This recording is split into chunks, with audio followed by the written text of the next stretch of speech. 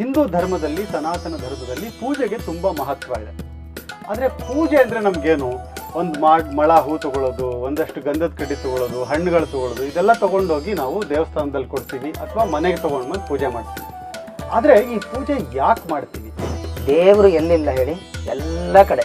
ಒಬ್ಬ ಭಾರೀ ವಿದ್ಯಾವಂತನಾಗಿರತಕ್ಕಂತಹ ದೊಡ್ಡ ಜ್ಞಾನಿ, ಒಂದು ಆನೆ, ಒಂದು ಕುದುರೆ, ಒಂದು ನಾಯಿ, ಒಬ್ಬ ಅತ್ಯಂತ ನೀಚನಾಗಿರತಕ್ಕಂಥ ವ್ಯಕ್ತಿ, ಎಲ್ಲರಲ್ಲೂ ದೇವರಿದ್ದಾನೆ. ದೇವರು ಇಲ್ಲದೆ ಇರತಕ್ಕಂಥ ಜಾಗವೇ ಇಲ್ಲ. ನಾವು ನಮ್ಮ ನಮ್ಮ ಮನೆಗಳಲ್ಲಿ ಮಾಡುವಂಥ ಪೂಜೆ ಏನಿದೆ ಅದು ನಮ್ಮದೇ ಬಿಂಬರೂಪದ ಆರಾಧನೆ. ಅಂದರೆ ಬಿಂಬರೂಪದ ಆರಾಧನೆ ಅಂದರೆ ನಾವು ಭಗವಂತನ ಪ್ರತಿಬಿಂಬ, ಭಗವಂತ ಬಿಂಬ. ಭಗವಂತ ನಮ್ಮ ಆಡಂಬರ ಇದೆಲ್ಲ ಮುಖ್ಯ ಅಲ್ಲ, ಅಥವಾ ಎಷ್ಟೊತ್ತು ನಾವು ತಗೊಂಡು ಪ್ರೋಸೆಸ್ಸು ಅದು ಮುಖ್ಯ ಅಲ್ಲ. ನಮ್ಮ ಭಾವನೆ ಹೇಗಿದೆ ಅದು ಮುಖ್ಯ. ಯಾವ ನಿರ್ಮಲವಾದ ಭಾವನೆಯಿಂದ ನಾವು ದೇವರ ಪೂಜೆಯನ್ನು 1 ನಿಮಿಷ ಮಾಡಲಿ, ಅರ್ಧ ನಿಮಿಷ ಮಾಡಲಿ, ದೇವರದನ್ನು ಸ್ವೀಕಾರ ಮಾಡ್ತಾರೆ. ಇನ್ನು ದೇವಸ್ಥಾನ, ಮಠ ಮಂದಿರಗಳು ಅದೊಂದು ಸಾರ್ವಜನಿಕವಾಗಿರತಕ್ಕಂಥ ಕೇಂದ್ರಗಳು. ಅಲ್ಲಿ ದೇವ ಪ್ರತಿಮೆಯಲ್ಲಿ ಅಲ್ಲೊಂದು ಪ್ರತಿಮೆ ಇರುತ್ತೆ. ಆ ಪ್ರತಿಮೆಯಲ್ಲಿ ಒಂದು ಭಗವಂತನ ಸನ್ನಿಧಾನ ಬಂದು ಕೂರುವಂಥದ್ದು. ಆ ಭಗವಂತನ ಸನ್ನಿಧಾನ ಬಂದು ಕೂರಲಿಕ್ಕೆ ಬೇರೆ ಬೇರೆ ರೀತಿಯಾಗಿರ್ತಕ್ಕಂಥ ಕಾರಣಗಳು. ನಮ್ಮ ಮನೆಗೊಬ್ಬರು ಅತಿಥಿಗಳು ಬರ್ತಾರೆ, ಅತಿಥಿಗಳಿಗೆ ಸತ್ಕಾರವನ್ನು ಮಾಡ್ತೀವಿ. ಯಾಕಂದ್ರೆ ಎಷ್ಟು ದೊಡ್ಡ ನಮ್ಮ ಸಂಸ್ಕೃತಿ ಅಂದರೆ ಆತಿಥ್ಯಂ ಹರಿಪೂಜನಂ ಅಂತ. ಒಬ್ಬರ ಅತಿಥಿಗೆ ಸತ್ಕಾರ ಮಾಡೋದೇ ದೇವರ ಪೂಜೆ ಅಂತ.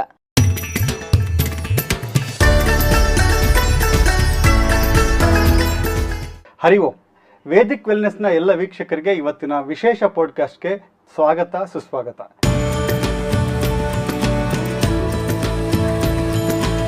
ಸಾಮಾನ್ಯವಾಗಿ ನಾವು ಪೂಜೆ ಮಾಡ್ತೀವಿ. ಹಿಂದೂ ಧರ್ಮದಲ್ಲಿ, ಸನಾತನ ಧರ್ಮದಲ್ಲಿ ಪೂಜೆಗೆ ತುಂಬ ಮಹತ್ವ ಇದೆ. ಆದರೆ ಪೂಜೆ ಅಂದರೆ ನಮಗೇನು, ಒಂದು ಮಳ ಹೂ ತಗೊಳ್ಳೋದು, ಒಂದಷ್ಟು ಗಂಧದ ಕಡ್ಡಿ ತಗೊಳ್ಳೋದು, ಹಣ್ಣುಗಳು ತಗೊಳ್ಳೋದು, ಇದೆಲ್ಲ ತೊಗೊಂಡೋಗಿ ನಾವು ದೇವಸ್ಥಾನದಲ್ಲಿ ಕೊಡ್ತೀವಿ ಅಥವಾ ಮನೆಗೆ ತೊಗೊಂಡು ಬಂದು ಪೂಜೆ ಮಾಡ್ತೀವಿ. ಆದರೆ ಈ ಪೂಜೆ ಯಾಕೆ ಮಾಡ್ತೀವಿ ಅನ್ನೋ ವಿಷಯ ಇದೆಯಲ್ಲ, ಅದು ಬಹಳ ಜನಕ್ಕೆ ಗೊತ್ತಿಲ್ಲ. ಹಾಗಾಗಿ ಇವತ್ತು ನಾವು ಈ ಪೂಜೆ ಅಂದರೆ ಏನು, ಇದನ್ನು ಯಾಕೆ ಮಾಡ್ತೀವಿ, ಇದ್ರ ಬರೀ ಒಂದು ನಂಬಿಕೆನಾ ಅಥವಾ ಇದ್ರ ಹಿಂದೆ ಏನಾದರೂ ಸೈನ್ಸ್ ಇದೆಯಾ, ಮತ್ತು ಶಾಸ್ತ್ರಗಳಲ್ಲಿ ಏನು ಇದ್ರ ಬಗ್ಗೆ ಹೇಳಿದೆ, ಇದೆಲ್ಲ ನಮಗೆ ತಿಳಿಸ್ಕೊಡೋದಕ್ಕೆ ವಿದ್ವಾಂಸರು ನಮ್ಮ ಜೊತೆ ಇದ್ದಾರೆ. ಪೂರ್ಣಪ್ರಜ್ಞ ವಿದ್ಯಾಪೀಠದಲ್ಲಿ ಪ್ರಾಧ್ಯಾಪಕರಾಗಿರುವಂತಹವರು ವಿದ್ವಾಂಸರು ಶ್ರೀಯುತ ವಿಶ್ವಾಸ್ ಆಚಾರ್ಯ ಅವರು ನಮ್ಮ ಜೊತೆ ಇದ್ದಾರೆ. ವಿಶ್ವಾಸ್ ಆಚಾರ್ಯ, ನಮಸ್ಕಾರ. ನಮಸ್ಕಾರ. ಇವತ್ತಿನ ಪಾಡ್ಕಾಸ್ಟ್ಗೆ ಸ್ವಾಗತ.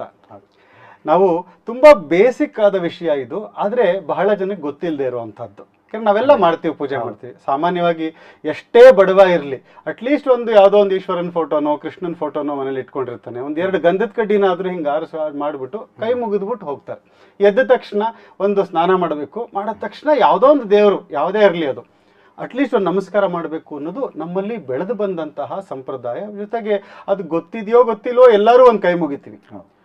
ಆದರೆ ನನಗೆ ಮೊದಲನೇ ಪ್ರಶ್ನೆ, ಈ ಒಂದು ಪೂಜೆ ಬಗ್ಗೆ ನಾನು ಒಂದು 7-8 ಪ್ರಶ್ನೆಗಳನ್ನು ಹಾಕ್ಕೊಂಡಿದ್ದೀನಿ. ಸಾಮಾನ್ಯವಾಗಿ ಚಿಕ್ಕ ಮಕ್ಕಳಿಗೆ ಅಥವಾ ಯಂಗ್ಸ್ಟರ್ಸ್ಗೆ ಈ ಪೂಜೆಗೆ ಎಲ್ಲ ನೋಡ್ತಾರೆ, ಅವರು 1 ಗಂಟೆ ಪೂಜೆ ನಡೆಯುತ್ತೆ. ಕೆಲವು ಕಡೆ ಒಂದ್ಸರಿ ಸ್ಕ್ರೀನ್ ಹಾಕ್ಬಿಡ್ತಾರೆ, ಸಡನ್ನಾಗಿ ನಾವು ಕ್ಯೂ ನಿಂತಿರ್ತೀವಿ ದೇವಸ್ಥಾನದಲ್ಲಿ, ಇನ್ನೇನೋ ಪೂಜೆ ಇದೆ ಅಂತ ನಿಲ್ಲಿಸ್ಬಿಡ್ತಾರೆ, ಇನ್ನೂ ಅರ್ಧ ಗಂಟೆ. ನಾವು ಬೈಕೋತೀವಿ, ಅಯ್ಯೋ ಬೇರೆ ಕಡೆ ಹೋಗಬೇಕಿತ್ತು, ಏನೋ ಬೇಗ ದರ್ಶನ ಆಗಿಬಿಡುತ್ತೆ ಅಂತ. ಸೊ ಈ ಪೂಜೆನಲ್ಲಿ ಬೇಕಾದಷ್ಟು ವಿಧಾನಗಳಿದೆ. ಮೊದಲನೇ ಪ್ರಶ್ನೆ ನನಗೆ ಬರೋದು, ಈ ಪೂಜೆ, ದೇವರು ಎಲ್ಲ ಕಡೆ ಇದ್ದಾನೆ, ಹೌದು, ಅಂದರೆ ಸರ್ವವ್ಯಾಪಿ, ಆಮ್ನಿ ಪ್ರೆಸೆಂಟ್ ಅಂತೆಲ್ಲ ಹೇಳ್ತೀವಿ. ಇದಕ್ಕೆ ಯಾಕೆ ಹೋಗ್ಬಿಟ್ಟು ಒಂದೇ ಒಂದು ಸಣ್ಣ ಗೂಡಲ್ಲಿ ಒಂದು ದೇವ್ರು ಇಡ್ತೀವಿ, ಅಥವಾ ಅದಕ್ಕೆ ಅಂತಾನೆ ಒಂದು ದೇವರ ಮನೆ ಅಂತ ಮಾಡ್ತೀವಿ, ಅದಕ್ಕೊಂಥರ ದೇವಸ್ಥಾನ ಅಂತ ಮಾಡ್ತೀವಿ. ಇದು ಯಾಕೆ ಬೇಕು? ದೇವರು ಎಲ್ಲ ಕಡೆ ಇರೋದಾದರೆ ಈ ಒಂದೇ ಜಾಗದಲ್ಲಿ ಯಾಕೆ ಪೂಜೆ ಮಾಡಬೇಕು? ಖಂಡಿತ. ಶ್ರೀ ಗುರುಭ್ಯೋ ನಮಃ. ಆಪಾದಮೂಳಿ ಪರ್ಯಂತಂ ಗುರುನಾಮ ಆಕೃತಿಂ ಸ್ಮರೇತ್ ತೇನ ವಿಘ್ನಾಃ ಪ್ರಣಶ್ಯಂತಿ ಸಿದ್ಧ್ಯಂತಿ ಚ ಮನೋರಥಾಃ. ತಪಸ್ವಾಧ್ಯಾಯ ಶುಶ್ರೂಷಾ ಕೃಷ್ಣಪೂಜಾರತಂ ಮುನಿಂ ವಿಶ್ವೇಶಮಿಷ್ಟದಂ ವಂದೇ ಪರಿವ್ರಾಟ್ ಚಕ್ರವರ್ತಿನಂ.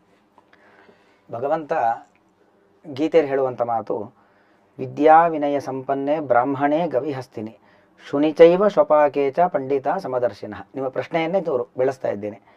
ದೇವರು ಎಲ್ಲಿಲ್ಲ ಹೇಳಿ? ಎಲ್ಲ ಕಡೆ. ಒಬ್ಬ ಭಾರೀ ವಿದ್ಯಾವಂತನಾಗಿರತಕ್ಕಂತಹ ದೊಡ್ಡ ಜ್ಞಾನಿ, ಒಂದು ಆನೆ, ಒಂದು ಕುದುರೆ, ಒಂದು ನಾಯಿ, ಒಬ್ಬ ಅತ್ಯಂತ ನೀಚನಾಗಿರತಕ್ಕಂಥ ವ್ಯಕ್ತಿ, ಎಲ್ಲರಲ್ಲೂ ದೇವರಿದ್ದಾನೆ. ದೇವರು ಇಲ್ಲದೆ ಇರತಕ್ಕಂಥ ಜಾಗವೇ ಇಲ್ಲ. ಪ್ರಹ್ಲಾದ ಮತ್ತು ಹಿರಣ್ಯಕಶಿಪು ಅವರಿಬ್ಬರ ಸಂಭಾಷಣೆಯ ಸಂದರ್ಭದಲ್ಲಿ ಪ್ರಹ್ಲಾದನನ್ನ ಹಿರಣ್ಯಕಶಿಪು ಕೇಳುತ್ತಾನೆ, ದೇವರು, ನೀನು ದೇವರು ದೇವರು ದೇವರು ಅಂತೀಯಲ್ಲ, ಎಲ್ಲಿದ್ದಾನ ನಿನ್ನ ದೇವರು ಅಂತ ಕೇಳ್ತಾನೆ. ಎಲ್ಲಿಲ್ಲ ಹೇಳು, ಆಮೇಲೆ ಎಲ್ಲಿದ್ದಾನೆ ತೋರಿಸ್ತೀನಿ ಅಂತ ಹೇಳ್ತಾನೆ. ಎಲ್ಲಿಲ್ಲ ಹೇಳು, ಎಲ್ಲ ಕಡೆ ದೇವರಿದ್ದಾನೆ ಅಂತ. ಹಾಗೆ ದೇವರು ಎಲ್ಲ ಕಡೆ ಇರೋದು ಸತ್ಯ. ಆದರೆ ಎಲ್ಲ ಕಡೆ ಇರುವ ಭಗವಂತನನ್ನು ಕಾಣುವ ಶಕ್ತಿ ನಮಗಿಲ್ಲ. ದೇವರನ್ನ ಎಲ್ಲ ಕಡೆ ಕಾಣಬೇಕು ಅಂದರೆ ಮೊದಲು ನಾವು ಆ ಪ್ರೋಸೆಸ್ಸಿಗೆ ಇಳಿಬೇಕು, ದೇವರನ್ನ ಕಾಣುವ ಹಂತಕ್ಕೆ ಹೋಗಬೇಕು. ಆಗ ದೇವರು ಎಲ್ಲ ಕಡೆ ಕಾಣಲಿಕ್ಕೆ ಶುರುವಾಗ್ತಾನೆ. ಅದಕ್ಕೋಸ್ಕರವಾಗಿ ಯಾವುದೋ ಒಂದು ಅನುಸಂಧಾನ, ಅಶ್ವತ್ಥ ವೃಕ್ಷವೋ, ಒಂದು ತೀರ್ಥವೋ, ಒಂದು ದೇವಸ್ಥಾನದ ಗರ್ಭಗುಡಿ, ನಮ್ಮ ಮನೆಯ ದೇವರ ಮನೆ, ಇಲ್ಲಿ ನಾವು ಭಗವಂತನನ್ನ ಕಾಣ್ತಾ ಕಾಣ್ತಾ ಕಾಣ್ತಾ ಕಾಣ್ತಾ ಕಾಣ್ತಾ ಜಗತ್ತಿನಲ್ಲಿ ಎಲ್ಲ ಕಡೆ ಎಲ್ಲರಲ್ಲೂ ಎಲ್ಲ ಸ್ಥಳಗಳಲ್ಲೂ ದೇವರನ್ನ ಕಾಣುವ ಹಂತಕ್ಕೆ ಏರಬೇಕು. ಆ ಹಂತಕ್ಕೆ ಏರ್ಲಿಕ್ಕೋಸ್ಕರವಾಗಿ ಇದು ಪ್ರಾರಂಭದ ಹಂತ. ಮಕ್ಕಳು ಒಂದೇ ಸರಿ ಓಡ್ಲಿಕ್ಕಾಗೋದಿಲ್ಲ. ಮೊದಲು ಅಂಬೆಗಾಲಿಡಬೇಕು, ಮೊದಲು ನಿಲ್ಲಬೇಕು, ಅಂಬೆಗಾಲಿಡಬೇಕು, ಹಂತ ಹಂತ ಹಂತವಾಗಿ ಮಕ್ಕಳು ಹೆಜ್ಜೆ ಇಡ್ತಾವಲ್ಲ, ಅದೇ ರೀತಿಯಲ್ಲಿ ಸರ್ವವ್ಯಾಪಿಯಾದ ಭಗವಂತನನ್ನ ಕಾಣುವ ಮೊದಲ ಹಂತ ಇದು. ನಾವು ಯಾವುದೋ ಒಂದು ಸೀಮಿತವಾದ ಅವಧಿಯಲ್ಲಿ ಭಗವಂತನನ್ನ ಕಾಣ್ತಾ ಕಾಣ್ತಾ ಕಾಣ್ತಾ ಸರ್ವವ್ಯಾಪಿಯನ್ನ ಕಾಣುವತ್ತ ಎತ್ತರಕ್ಕೆ ಇರೋದು. ಸೊ ಅಂದ್ರೆ ಸಡನ್ ಆಗಿ ನಾವು ಎಲ್ಲಾ ಕಡೆ ಇದ್ದಾನೆ ಅಂದ್ರೆ ಎಲ್ಲೂ ಇಲ್ಲ ಅಂತನೂ ಇಲ್ಲ ಅಂತ ಆಗ್ಬಿಡುತ್ತೆ. ಎಲ್ಲಿ ದೇವರಿದ್ದಾನೆ? ಯಾವುದೋ ಒಂದು ನಾವು ಮರವನ್ನೋ, ಬಳ್ಳಿಯನ್ನೋ, ಹಸುವನ್ನೋ, ನಾಯಿಯನ್ನು ನೋಡಿದ್ರೆ ದೇವರಂತ ಅನ್ಸೋದೇ ಇಲ್ಲ. ಆ ಭಾವನೆ ಬರಬೇಕು. ಆ ಭಾವನೆ ಬರ್ಲಿಕ್ಕೋಸ್ಕರವಾಗಿ ಒಂದು ಕಡೆ ಕಾಣ್ತಾ ದೇವರ ಮಹತ್ವವನ್ನ, ಶಕ್ತಿಯನ್ನ ಅರ್ಥ ಮಾಡ್ಕೊಳ್ತಾ ಮಾಡ್ಕೊಳ್ತಾ ಮಾಡ್ಕೊಳ್ತಾ ಎಲ್ಲ ಕಡೆ ಕಾಣ್ಲಿಕ್ಕಾಗತ್ತೆ. ಸುಮ್ಮನೆ ಎಲ್ಲ ಕಡೆ ಇದ್ದಾನೆ ಅಂದ್ರೆ ಅದು ಅನುಭವಕ್ಕೆ ಬರುವಂತದ್ದಲ್ಲ. ಸೊ ಅನುಭವಕ್ಕೆ ಬರ್ಲಿ, ಒಂದು LKG ಮಕ್ಕಳಿಗೆ ಫಸ್ಟ್ ನೋಡಪ್ಪ ಇದು ದೇವರು ಅಂತ ತೋರ್ಸೋದಕ್ಕೆ ಏನಾದ್ರು ಒಂದು ತೋರಿಸೋದಕ್ಕೋಸ್ಕರ ಒಂದು ಉದಾಹರಣೆಗೋಸ್ಕರ ನಾವು ಒಂದು ಗರ್ಭಗುಡಿ, ಒಂದು ಪ್ರತಿಮೆ, ಒಂದು ವೃಕ್ಷಾದಿಗಳು. ಅದು ಬಡಿ ಕನ್ವಿನ್ಸಿಂಗ್ ಆಗಿ ಹೇಳಿದ್ರಿ. ಅಂದ್ರೆ ಈ ಒಂದು ಯಾಕಂದ್ರೆ ನಾವೆಲ್ಲರೂ LKG ಅವರೇ, ಅಂದ್ರೆ ನಮ್ಗೆ ಯಾರಿಗೂ ದೇವ್ರ ಬಗ್ಗೆ ಯಾರು ನೋಡಿಲ್ಲ. ನಾವು ಏನೋ ಹೀಗಿದಾನೆ ಅಂತ ತೋರಿಸಿ ಒಂದು ಫೋಟೋ ತೋರಿಸ್ಬಿಟ್ಟು ಈ ದೇವ್ರು ಅಂತ ಹೇಳಿದ್ರು. ನಮ್ಮ ಅಪ್ಪ ಅಮ್ಮ ಏನ್ ಮನೆಯಲ್ಲಿ ಇಟ್ಟಿದ್ರು ಅದನ್ನ ತೋರಿಸಿ ದೇವ್ರು ಅಂದ್ರು. ಅದರಲ್ಲಿ ಬೇರೆ ಬೇರೆ ತರದ ಚಿತ್ರಗಳು ತೋರಿಸಿದ್ರು, ಬೇರೆ ಬೇರೆ ದೇವ್ರು ಅನ್ನೋ ಹೆಸರು ಹೇಳಿದ್ರು. ಹಾಗಾಗಿ ನಮ್ಗೆ ಅಷ್ಟೊಂದಾದ್ರೂ ಇದು ದೇವ್ರು ಅಂತ ಗೊತ್ತು. ಕೋಳಲ್ಲಿ ಹಿಡಿದಿದ್ರೆ ಕೃಷ್ಣ, ಧನಸ್ ಹಿಡಿದಿದ್ರೆ ರಾಮ, ಇಷ್ಟು ಗೊತ್ತು ನಮ್ಗೆ. ಈ ದೇವ್ರನ್ನ ನಾವು ಇಡ್ತೀವಿ ಅಂದ್ರೆ ಅಟ್ಲೀಸ್ಟ್ ಒಂದು LKG ನಲ್ಲಿ ಶುರು ಮಾಡ್ತೀವಿ ಅಂದ್ರೆ ಈ ಪೂಜೆ ಯಾಕೆ ಮಾಡಬೇಕು ಅಂತ. ಯಾಕಂದ್ರೆ ದೇವರು ಧ್ಯಾನ ಮಾಡಿದ್ರೆ ಸಾಕಲ್ವಾ? ಈಗ ಕೃಷ್ಣನ್ ಫೋಟೋ ಹಾಕಿದ್ದೀನಿ ನಾನು, ಅಷ್ಟೇ ಸಾಕಲ್ಲ. ಈ ಯಾಕೆ ಇಷ್ಟೆಲ್ಲ ಪೂಜೆ ಮಾಡಬೇಕು? ಅದಕ್ಕೆ ಹೂ ತಂದು ಹಾಕ್ಬೇಕು, ಅದಕ್ಕೊಂದು ನೈವೇದ್ಯ ಅಂತ ಮಾಡಬೇಕು, ಅದಕ್ಕೊಂದು ಊಟ ಮಾಡಿಸ್ಬೇಕು, ಏನಿದೆಲ್ಲ ಅಂತ. ಇದೆಲ್ಲ ಬೇಕಾ? ಸುಮ್ಮನೆ ಒಂದು ಭಕ್ತಿ ಇದ್ದು ಧ್ಯಾನ ಮಾಡಿದ್ರೆ ಸಾಕಲ್ವಾ? ಅಂದ್ರೆ ಪೂಜೆ ಅಂದ್ರೆ ಏನು ಅನ್ನೋ ಪ್ರಶ್ನೆ. ಇದು ಒಂದು ರೀತಿ ಮೊದಲನೇ ಪ್ರಶ್ನೆದೇ ರೂಪಾಂತರ. ಉತ್ತರ ಅದೇ ಥರದಲ್ಲಿ ಉತ್ತರ ಬರುತ್ತೆ. ಯಾಕಂದರೆ ಧ್ಯಾನ ಅನ್ನೋದು ಬಹಳ ಎತ್ತರದ ಹಂತ. ಯಮ, ನಿಯಮ, ಆಸನ, ಪ್ರಾಣಾಯಾಮ, ಧ್ಯಾನ, ಧಾರಣ, ಸಮಾಧಿ. ಈ ಧ್ಯಾನದಲ್ಲಿ 3: ಧ್ಯಾನ, ಧಾರಣ, ಸಮಾಧಿ. ಆ ಹಂತಕ್ಕೆ ನಾವು ಏರಬೇಕು ಅಂತಾದರೆ ನಾವು ದೇವರನ್ನು ಕಾಣೋದೆಲ್ಲಿ? ಧ್ಯಾನ ಅಂದ್ರೇನು? ನಮ್ಮ ಕಣ್ಣು ಮುಚ್ಚಿ ಒಳಗಣ್ಣಿನಿಂದ ಭಗವಂತನನ್ನು ಕಾಣೋದು ಧ್ಯಾನ. ಒಳಗಣ್ಣಿನಿಂದ ಅಂದರೆ ನಮ್ಮ ಅಂತಃಕರಣದಿಂದ ದೇವರನ್ನ ಕಾಣಬೇಕು. ಅಂತಃಕರಣದಿಂದ ದೇವರನ್ನ ಕಾಣಬೇಕು ಅಂತ ಆದರೆ ಅಂತಃಕರಣ ಬಹಳ ನಿರ್ಮಲವಾಗಿರಬೇಕು. ಶುದ್ಧವಾದ ನೀರಿದ್ರೆ ಅಲ್ಲಿನ ಪ್ರತಿಬಿಂಬ ಚೆನ್ನಾಗಿ ಕಾಣುತ್ತೆ. ಆ ನೀರಲ್ಲಿ ಮಾಲಿನ್ಯ ಇತ್ತು ಅಂತ ಆದರೆ, ಮಳೆ ಬಂದು ನೀರು ಫುಲ್ಲು ಗಲೀಜಾಗಿದೆ, ಆ ನೀರಲ್ಲಿ ನಾವು ಪ್ರತಿಬಿಂಬ ಕಾಣಲಿಕ್ಕೆ ಸಾಧ್ಯವೇ ಇಲ್ಲ. ಅದು ಶಾಂತವಾಗುವವರೆಗೂ ಕಾದು ಆಮೇಲೆ ಪ್ರತಿಬಿಂಬವನ್ನು ನೋಡಬಹುದು. ಅದೇ ಥರ ನಾವು ಏನು ಈ ಪಾಂಚಭೌತಿಕವಾದ ಶರೀರವನ್ನು ತೆಗೆದುಕೊಂಡು ಹುಟ್ಟಿದ್ದೇವೆ, ಅದಕ್ಕೆ ಮೂಲ ಸತ್ವಗುಣ, ರಜೋಗುಣ, ತಮೋಗುಣ ಇದು ಕಾರಣ. ನಮ್ಮ ದೇಹದಲ್ಲಿ ಸತ್ವನೂ ಇದೆ, ರಜಸ್ಸೂ ಇದೆ, ತಮಸ್ಸೂ ಇದೆ. ಆ ರಜಸ್ಸು ತಮಸ್ಸಿನ ಪ್ರಭಾವಗಳು ದೂರವಾಗಿ ಕೇವಲ ಸತ್ವ ಅದು ನಮ್ಮಲ್ಲಿ ಉಂಟಾಗಿ ನಿರ್ಮಲತೆ ಅಂತಃಕರಣದಲ್ಲಿ ಬರಬೇಕು. ಅಂತಃಕರಣದಲ್ಲಿ ನಿರ್ಮಲತೆ ಬರಲಿಕ್ಕೋಸ್ಕರವಾಗಿ ನಾವು ಈ ಎಲ್ಲ ಹಂತಗಳನ್ನು ದಾಟಿ ಅಲ್ಲಿಗೆ ಬರಬೇಕು. ಅದು ನಿರ್ಮಲ ಆದಮೇಲೆ ನಾವು ಯಾವ ದೇವರ ಪೂಜೆಯನ್ನು ಕೂಡ ಮಾಡಬೇಕಾದ ಅಗತ್ಯ ಇಲ್ಲ. ಅದೇ ದೊಡ್ಡ ದೇವರ ಪೂಜೆ. ನೀವೇನು ಧ್ಯಾನ ಅಂತ ಹೇಳ್ತಿದ್ದಾರೆ, ಧ್ಯಾನ ಅನ್ನೋದಕ್ಕೆ ನಾವು ಸಂಕುಚಿತವಾದ ಅರ್ಥವನ್ನು ಇಟ್ಕೊಂಡು ಕಣ್ಣು ಮುಚ್ಚಿಕೊಂಡು ಕೋರೋ ಧ್ಯಾನ ಅಂತ ಅರ್ಥ ಅಲ್ಲ. ಯಾಕಂದರೆ ಕಣ್ಣು ಬಿಟ್ಟಾಗ ನಾವು ಎಷ್ಟು ನೋಡ್ತೀವೋ ಕಣ್ಣು ಮುಚ್ಚಿರೋದಕ್ಕಿಂತ ಜಾಸ್ತಿ ನೋಡ್ತೀವಿ. ಇದು ದೊಡ್ಡ ದೌರ್ಬಲ್ಯ. ಕಣ್ಣು ಮುಚ್ಚಿದಾಗ ಎದುರುಗಡೆ ಇದ್ದಿದ್ದು ಮಾತ್ರ ಕಾಣುತ್ತೆ. ಕಣ್ಣು ಮುಚ್ಚಿಬಿಟ್ರೆ ನಮ್ಮ ಎಲ್ಲ ಸಮಸ್ಯೆಗಳು, ನಮ್ಮ ಎಲ್ಲ ಅಪೇಕ್ಷೆಗಳು, ಆಕಾಂಕ್ಷೆಗಳು ಎಲ್ಲ ನಮ್ಮ ಕಣ್ಣು ಮುಂದೆ ಬರಲಿಕ್ಕೆ ಶುರು ಆಗತ್ತೆ. ಹಾಗಾಗಿ ಇದು ಧ್ಯಾನ ಅಲ್ಲ. ಧ್ಯಾನ ಅಂತ ಹೇಳಿದ್ರೆ ಅದು ಯಾವುದೂ ಕಾಣಿಸ್ಬಾರ್ದು. ಒಳಗಿರುವ ದಿವ್ಯವಾದ ಜ್ಯೋತಿ. ಈಶ್ವರ ಸರ್ವಭೂತಾನಾಂ ಹೃದ್ದೇಶೇ ಅರ್ಜುನ ತಿಷ್ಠತಿ ಅಂತ ಕೃಷ್ಣ ಅರ್ಜುನನಿಗೆ ಹೇಳ್ತಕ್ಕಂಥ ಮಾತು. ದೇವರೆಲ್ಲಿದ್ದಾನೆ? ಸರ್ವಭೂತಾನಾಂ ಹೃದ್ದೇಶೇ. ಹೃತ್ ಅಂದರೆ ಮನಸ್ಸು, ಅಂತಃಕರಣ. ನಮ್ಮ ಮನಸ್ಸಿನಲ್ಲಿ ದೇವರಿದ್ದಾನೆ. ಇದ್ದಾನೆ ಅನ್ನೋದು ಬಹಳ ಸತ್ಯ, ಅದು ಕೃಷ್ಣನ ಮಾತು. ಹಾಗಾಗಿ ಅದು ಸತ್ಯ. ಆದರೆ ಇದ್ದವನನ್ನು ಕಾಣುವ ಶಕ್ತಿ ನಮಗಿಲ್ಲ. ಕಾಣೋದು ಧ್ಯಾನ. ಕಾಣಲಿಕ್ಕೆ ಬೇಕಾಗಿರಕ್ಕಂಥ ಪ್ರಕ್ರಿಯೆಗಳಿದ್ದಾವಲ್ಲ ಅದು ಈ ಪೂಜೆ ಪುನಸ್ಕಾರಾದಿಗಳು. ಹಾಗೆ ಇದನ್ನೆಲ್ಲ ಮಾಡ್ತಾ ಒಂದಷ್ಟು ಪೂಜೆ, ಪ್ರದಕ್ಷಿಣೆ ನಮಸ್ಕಾರ, ತೀರ್ಥಯಾತ್ರೆ, ದಾನ ಧರ್ಮ, ವಿನಯದಿಂದ ವರ್ತಿಸುವಂಥದ್ದು, ಒಳ್ಳೆ ಮಾತಾಡೋದು, ಒಳ್ಳೆ ಆಲೋಚನೆ ಮಾಡೋದು, ಇದನ್ನೆಲ್ಲ ಮಾಡ್ತಾ ಮಾಡ್ತಾ ಮಾಡ್ತಾ ಉಪವಾಸಾದಿಗಳ ಮೂಲಕ ನಮ್ಮ ದೇಹವನ್ನು ಶುದ್ಧ ಮಾಡಿಕೊಂಡು ಮನಸ್ಸನ್ನು ಶುದ್ಧ ಮಾಡಿಕೊಂಡು ಮನಸ್ಸು ನಿರ್ಮಲವಾಯಿತು ಅಂದರೆ ಆ ಮನಸ್ಸೆಂಬ ಕನ್ನಡಿಯಲ್ಲಿ ಭಗವಂತ ಕಾಣಲಿಕ್ಕೆ ಶುರುವಾಗ್ತಾನೆ. ಅದು ಧ್ಯಾನ. ಹಾಗಾಗಿ ಆ ಧ್ಯಾನ ಮಾಡುವ ಹಂತದಲ್ಲಿ ನಾವಿದ್ದೀವಿ ಅಂತಾದರೆ ಖಂಡಿತ ಇದು ಯಾವ ಪೂಜೆ ಪುನಸ್ಕಾರಗಳು ಕೂಡ ಬೇಕಾಗಿಲ್ಲ. ಅಂದರೆ ಈ ಪೂಜೆ ಪುನಸ್ಕಾರಗಳು ಮಾಡದೇ ಇದ್ರೆ, ವರ್ಷಾನುಗಟ್ಲೆ ಅದರ ಅನುಸಂಧಾನ ಮಾಡದೇ ಇದ್ರೆ ಧ್ಯಾನಕ್ಕೆ ಹೋಗಕ್ಕೆ ಸಾಧ್ಯ ಇಲ್ಲ ಅಂತ ಹೇಳ್ತೀರಾ. ಅಂದರೆ ಇದೇ ಫಸ್ಟ್ ಸ್ಟೆಪ್. ಚೆನ್ನಾಗಿ ಹೇಳಿದ್ರಿ ಆಚಾರ್ಯ. ಅಂದರೆ ಈಗ ಪೂಜೆ ಯಾವ ಥರ ನಡೆಯುತ್ತೆ ಅಂತ, ಯಾಕೆಂದರೆ ನಾವು ನೋಡಿರ್ತೀವಿ ಬಹಳಷ್ಟು ಥರ ಇದೆ. ಕೆಲವರು 5 ನಿಮಿಷದಲ್ಲಿ ಪೂಜೆ ಮಾಡೋರು ಇದ್ದಾರೆ, ಸುಮ್ಮನೆ ಒಂದು ಗಂಧದ ಕಡ್ಡಿ ಹಿಂಗೆ ಅಂದ್ಬಿಟ್ಟು ಹೋಗುವಂಥವ್ರು. ಯಾವುದೇ ಅದು ಬ್ರಾಹ್ಮಣರು ಅಂತಿಲ್ಲ, ಯಾವುದೇ ಜನರಾದರೂ ಯಾವುದೋ ಒಂದು ಎಲ್ಲ ಮನೆಯಲ್ಲೂ ಒಂದು ಸಣ್ಣ ಫೋಟೋ ಇಟ್ಕೊಂಡು ಚಿಕ್ಕದಾಗಿ ಒಂದು ಮಾಡ್ತಾರೆ. ಅಥವಾ ನಾವು ವೈದಿಕ ಬ್ರಾಹ್ಮಣರಾದರೆ ಒಂದು 3 ಅವರ್ಸು ಎಲ್ಲ ಮೊದಲು ಅದಕ್ಕೆ ಶುದ್ಧವಾದ ನೀರು ತಂದು ಬಹಳಷ್ಟು ಪ್ರಿಪರೇಷನ್ಗೆ ಟೈಮು, ಪೂಜೆಗೆ ಟೈಮು, ನಮಸ್ಕಾರಕ್ಕೆ ಡೀಟೇಲ್ ಆಗಿ ಮಾಡೋರಿದ್ದಾರೆ.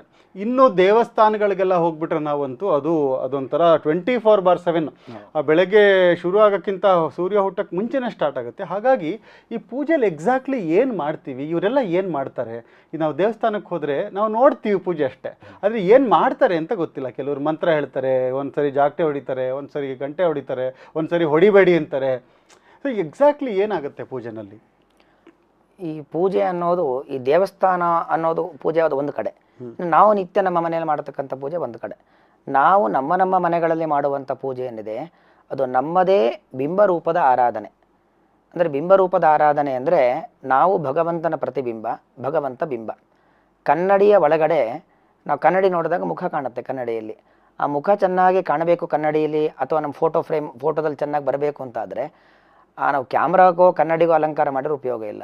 ಮುಖಕ್ಕೆ ಚೆನ್ನಾಗಿ ಅಲಂಕಾರ ಮಾಡಿಕೊಂಡ್ರೆ ಕನ್ನಡಿಯಲ್ಲಿ ಮುಖ ಚೆನ್ನಾಗಿ ಕಾಣುತ್ತೆ, ಫೋಟೋ ಚೆನ್ನಾಗಿ ಬರುತ್ತೆ. ಹಾಗಾಗಿ ನಮ್ಮ ಬಿಂಬ ನಾವೆಷ್ಟು ಚೆನ್ನಾಗಿ ತೊಳ್ಕೊಂಡು ಬಳ್ಕೊಂಡು ಮಾಡ್ತೀವೋ ಕನ್ನಡಿಯಲ್ಲಿ ಅಷ್ಟು ಚೆನ್ನಾಗಿ ಕಾಣುತ್ತೆ. ಹಾಗೆ ಭಗವಂತ ಅನ್ನೋನು ಬಿಂಬ. ಆ ಬಿಂಬನನ್ನು ಎಷ್ಟು ಚೆನ್ನಾಗಿ ನಾವು ಆರಾಧನೆ ಮಾಡ್ತೀವೋ ಪ್ರತಿಬಿಂಬವಾಗಿರುವಂಥ ನಾವು ಅಷ್ಟು ಸಮೃದ್ಧವಾಗಿರ್ತೀವಿ, ಅಷ್ಟು ಚೆನ್ನಾಗಿರ್ತೀವಿ. ಈ ಉದ್ದೇಶಕ್ಕೋಸ್ಕರವಾಗಿ ನಮ್ಮ ಮನೆಗಳಲ್ಲಿ ಪ್ರತಿನಿತ್ಯ ನಾವೆಲ್ಲರೂ ಕೂಡ ನಮ್ಮ ಮನೆಯಲ್ಲಿ ನಾವು ಪೂಜೆಯನ್ನು ಮಾಡುವಂಥದ್ದು. ಈಗ ಪೂಜೆ ಮಾಡೋನು ಒಬ್ಬನೇ, ಮನೆ ಯಜಮಾನ ತಂದೆ ಪೂಜೆ ಮಾಡ್ತಾನೆ.